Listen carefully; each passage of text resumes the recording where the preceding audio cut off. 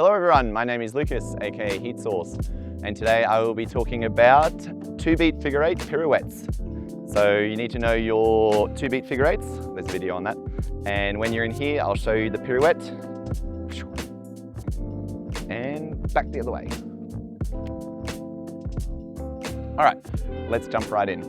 So to do your pirouette, what I would do is look at a certain object and keep that in mind. So imagine a line popping out here, and when you do your pirouette, you want to end up back where you were initially staring. So just a classic 360.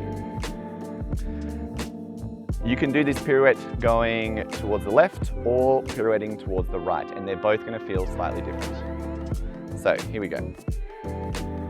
When it's swooshing over to the left side, I do a little 2 count. And by the time I finish my 2 count, I should be facing the same direction. And I will find myself on the right side, swooshing to the left.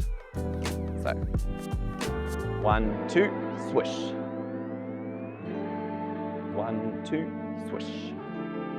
And then back the other way, similar idea. 1, 2, swish. This one is a bit of trial and error. I would like to give you a secret hack, but the secret hack is, just to make sure you're always facing the front and get a good spin on one foot and then replant the other foot.